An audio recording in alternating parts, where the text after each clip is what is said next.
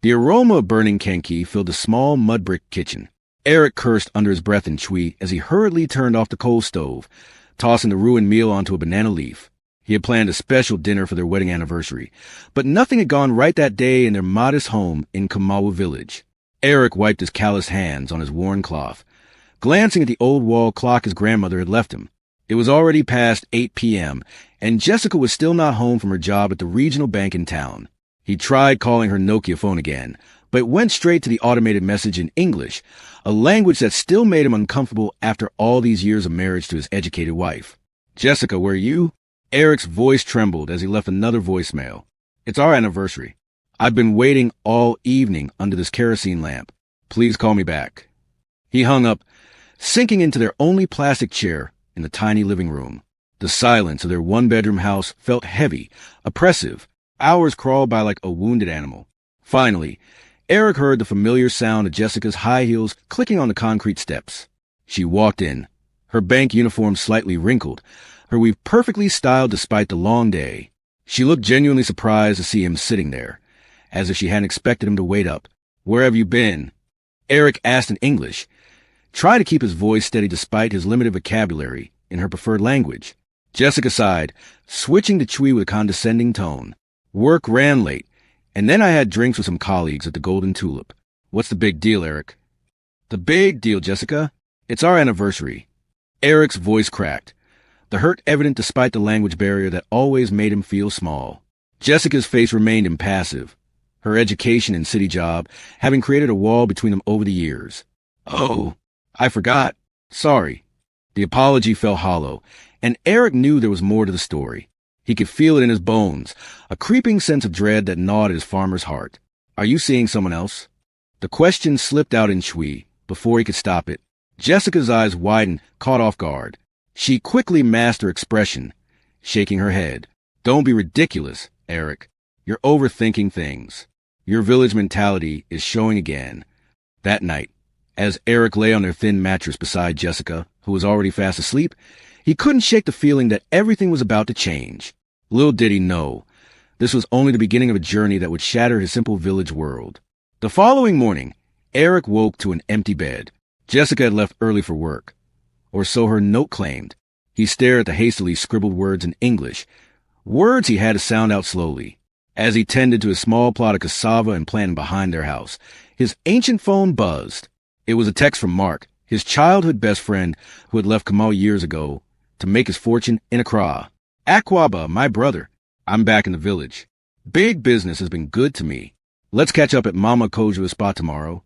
Eric's heart lifted slightly. Mark had always been the ambitious one, the one who promised to return rich and successful. They had been inseparable growing up, hunting birds with slingshots and dreaming of better lives. "EI, that sounds great," Eric replied, trying to muster enthusiasm. The next day, Eric arrived at the local drinking spot early, his nerves on edge. When Mark's black Toyota Camry pulled up, all eyes in the village turned. He stepped out wearing expensive clothes, gold chains glinting in the afternoon sun. Mark was everything Eric had dreamed of becoming, but never could. They embraced tightly, the years melting away in that moment. "Mark, brother, you've done well," Eric said genuinely, smiling for the first time in days. "You too, Eric. Marriage suits you," Mark replied, his smile warm but his eyes calculating. They sat under the palm tree, sharing palm wine while Mark talked about his import business, his house in East Legon, his trips to Dubai. Eric listened, trying not to feel small about his simple farming life.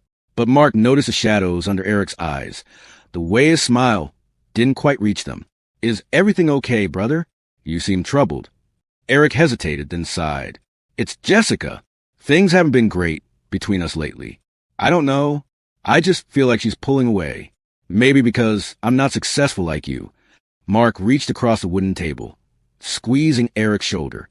"I'm sure it's just stress from her job. You two have been together since secondary school. Maybe she just needs to remember what she has."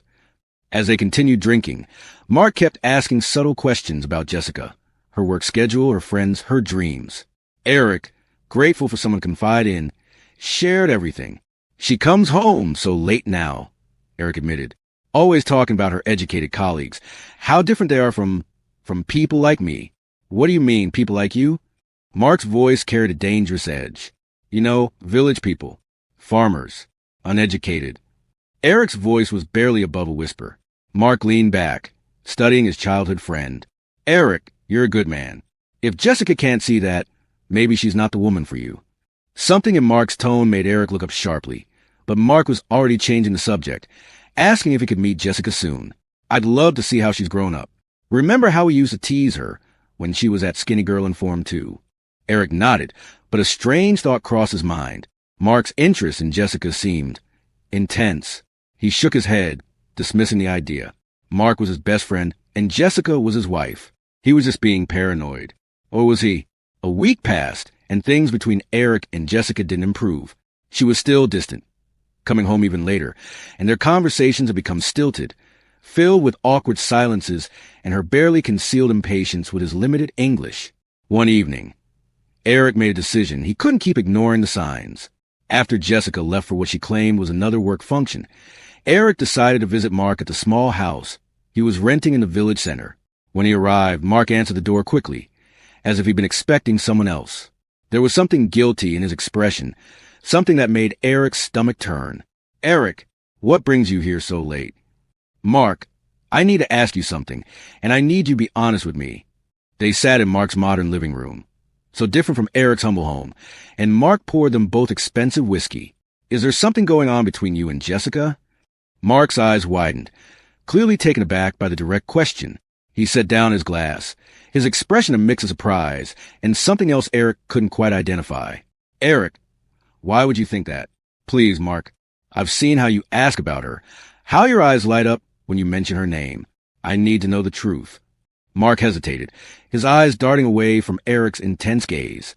Brother, I swear there's nothing going on. Jessica and I we're just friends catching up. I would never do anything to hurt you. But Eric wasn't convinced. The doubt had already taken root, and no amount of reassurance could erase it. Then why do I feel like I'm losing her? Mark reached out, taking Eric's hand in a gesture that felt more patronizing than comforting. You're not losing her, Eric. Relationships go through rough patches. Maybe you two just need to reconnect. Maybe you need to show her you can provide more. The words stung because they carried truth. Eric knew Jessica had grown frustrated with their financial struggles, with his inability to give her the lifestyle her education and job made her feel she deserved. How can I compete with her banker colleagues? Eric asked, his voice breaking. I'm just a farmer. You're not just anything, Mark said, but his tone suggested otherwise. But maybe it's time to accept that people change, Eric. People outgrow things. The words hit Eric like a physical blow. He stood up abruptly, the room spinning slightly from the whiskey and emotional turmoil. I should go. As Eric walked back to his house through the dark village paths, illuminated only by occasional kerosene lamps and windows, he felt a crushing weight on his chest. Was Mark right? Had Jessica simply outgrown him? Eric entered their empty house, the kerosene lamp casting dancing shadows on the walls. Jessica's phone lay forgotten on their small dining table, buzzing insistently with an incoming message. Eric stared at it, his moral upbringing warring with his desperate need to know the truth. The phone buzzed again, and in his emotional state, he picked it up. The message was from Mark. Can't wait to see you tomorrow. Eric suspects something. We need to be more careful. I love you. Eric's world shattered in that moment. The air was sucked out of the room, and he felt like he was suffocating. His hands trembled as he scrolled up through their message history, each text a dagger to his heart. Months of messages, declarations of love, plans to meet, complaints about Eric's simple village ways, and how Jessica deserves so much more. The door opened, and Jessica walked in, her face glowing with happiness that immediately died when she saw Eric holding her phone. Eric, How long? Eric's voice was hollow, speaking in Chui, because English failed him in this moment of ultimate pain. Jessica's composure crumbled. Eric, I can explain. How long? He roared, his voice echoing off the walls. 6 months, she whispered, tears streaming down her face. It started when Mark came back to visit his sick mother. We ran into each other at the bank, and one thing led to another. Eric felt like he was falling into a black hole, the ground disappearing beneath his feet. Everything he had believed in, everything he had built his life on, was a lie. I trusted him, Eric whispered, his voice cracking. I trusted both of you. He was my brother. I know, Jessica sobbed. I'm so sorry, Eric. But we love each other.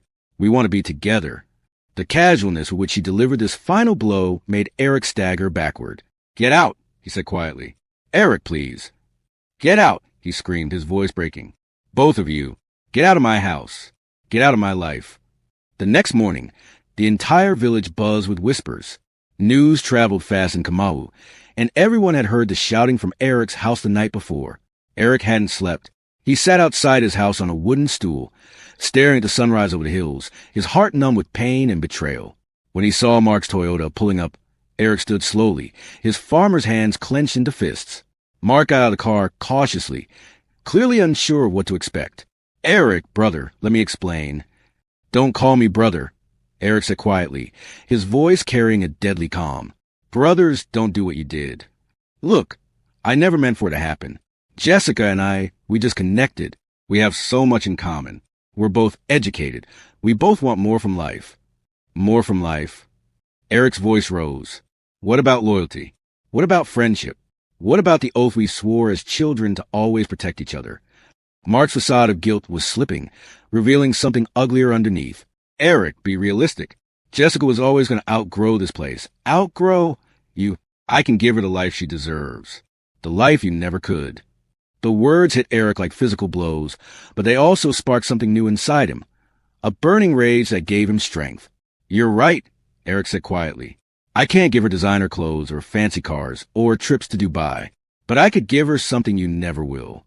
What's that? Mark asked smugly. A man who doesn't betray his closest friend for a woman. Before Mark could respond, Eric turned and walked back into his house, closing the door with finality that echoed through the village. Months passed. The village gossips eventually found new topics, but Eric's pain remained. He threw himself into his farming with a desperate intensity, expanding his crops, learning new techniques, anything to keep his mind occupied. His sister Akojua, who lived in Kamasi, visited frequently, worried about her brother's withdrawn state.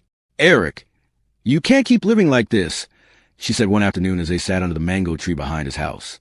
You're wasting away. What do you want to do, Akojua? Pretend it never happened? No, but I want you to remember who you were before Jessica made you feel small.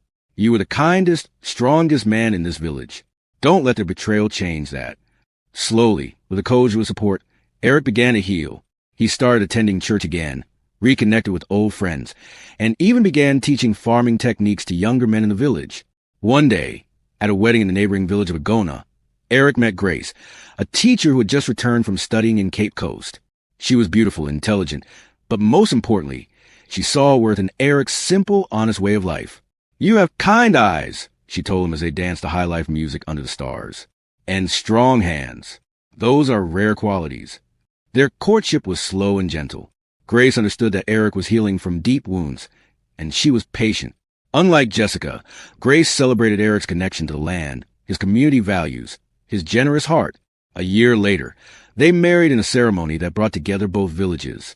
Eric's joy was genuine and deep, the happiness of a man who had learned to value himself again. 2 years later, Eric was thriving. His farming enterprise had grown successful. He and Grace were expecting their first child, and his reputation in the region had been restored. One evening, as he returned from the fields, he found an unexpected visitor waiting at his house. It was Jessica, but she looked nothing like the confident bank worker who had left him. Her clothes were simple, her face drawn with hardship. Eric, she said quietly in Twi, can we talk? Grace, now visibly pregnant, stood protectively beside her husband, but Eric nodded. Mark left me, Jessica said without preamble. 6 months ago, he said I was holding him back from greater opportunities. He took all the money we had saved and went to South Africa with another woman. Eric felt no satisfaction in her pain, only a deep sadness for the waste of it all. He fired me from the bank when I confronted him about his lies, said I was becoming too emotional, too unstable. I lost everything, Eric. My job, my reputation, my friends. She looked up at him with desperate eyes. I know I have no right to ask, but I'm struggling. I need help. Grace started to object, but Eric held up his hand gently. Jessica, he said quietly, I can't help you as a wife. That door closed forever when you chose to betray our marriage. But as a human being who is struggling, I won't let you starve. He went inside and returned with some money, and a bag of food from their farm. "This is not because I've forgiven what you did," he said. "This is because Grace has taught me that our character is defined by how we treat people who hurt us." Jessica took the offerings with tears in her eyes. "Eric, I made the biggest mistake of my life. You were a good husband, and I was too foolish to see it." "Yes, you were," Eric agreed without malice. "But that's your burden to carry, not mine. I have a new life now, a good life, and I won't let the past poison it." As Jessica disappeared down the dusty road, Grace took Eric's hand. "You're a good man," she said softly. "I'm a man who learned the hard way that betrayal says more about the betrayer than betrayed," Eric replied, placing his hand on her growing belly. 6 months later, Eric and Grace welcomed a beautiful baby boy into the world.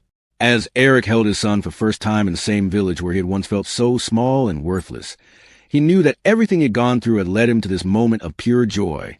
He had found resilience, true love, and most importantly, himself. He had rebuilt his life piece by piece and emerged stronger than ever. The pain of the past no longer haunted him. It had shaped him into the person he was today, a man who would face heartbreak and betrayal and come out the other side thriving. As he looked at Grace and their son, Eric knew he had found his true happiness, and he was ready to embrace the future with open arms. 5 years later, Eric's agricultural cooperative had become one of the most successful in the region.